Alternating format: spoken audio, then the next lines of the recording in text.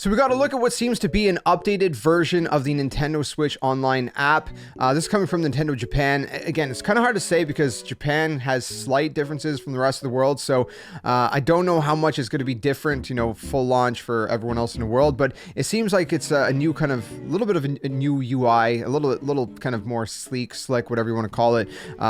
Coming from, again, Nintendo Japan's website. So if you do enjoy this kind of content, be sure to like, subscribe for more. Let's go ahead and jump straight into this. Admittedly, I haven't been on the Nintendo Switch Online app very much. It's not something that I go on very often, but if we go to VGC here, we can see their article. They kind of have all the images just already there, which is a little bit easier because on the Japanese website, it's just kind of like cycling through them automatically. I'll show you in a quick second, but you can see this brand new image, and it seems as though there's like more of a list, more streamlined list of all the games that are for each console here. The Classics console, which is really nice. I don't think this is something that you can access the games directly from the Nintendo Switch Online app. I would hope so, but I thought so at first. I actually re-recorded this video because I realized after that there is already basically a tab like this in the current Nintendo Switch Online. And it's just kind of showing you the list of games, and if you were to click on any of them, it would want you to boot up the app. So I thought that I was hoping that's what it was, and maybe there's still a chance. I think that'd be way easier than having all these separate applications. Then again, having separate applications allows people to pick and choose which ones they want to download. If you really don't care about Game Boy, for example, then you can just not download the Game Boy application, and that saves you some storage space. So, but either way, it does look more slick, and I'll show you guys a comparison on my current Nintendo Switch in a second. But again, we can kind of see that there's, you know, the new kind of welcome menu, and comparatively, you know, we got the Nintendo Classics. The top one is just like your home.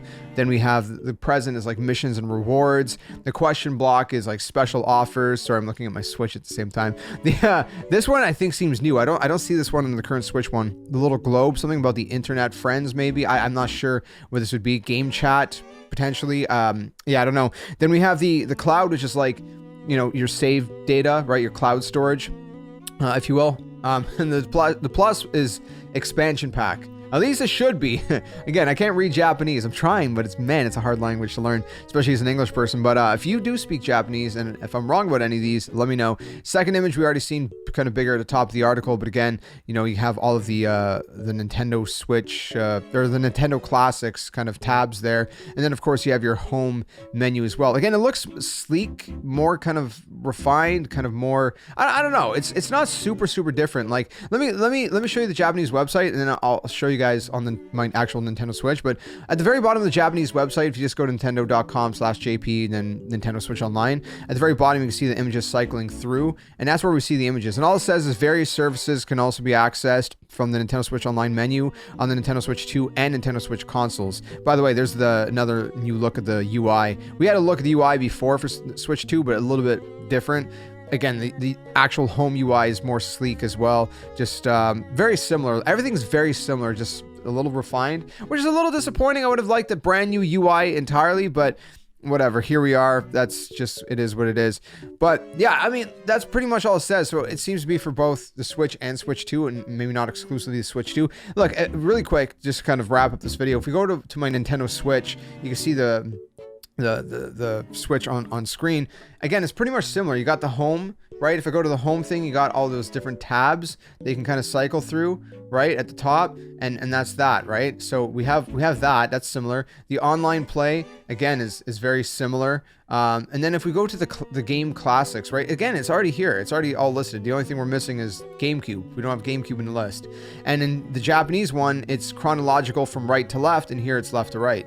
But again, we have the list down below. It's just they're listed a little bit different.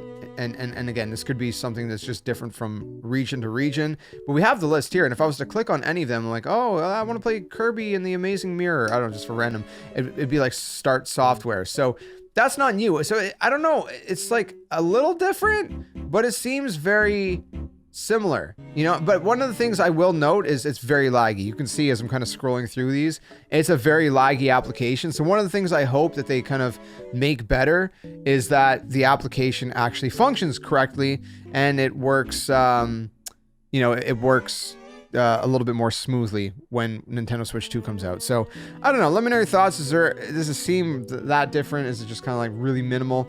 Let me know your thoughts. If you enjoyed this one, leave a like, subscribe for more. Stick around for more Nintendo content. Until the next one, game on. See you guys later.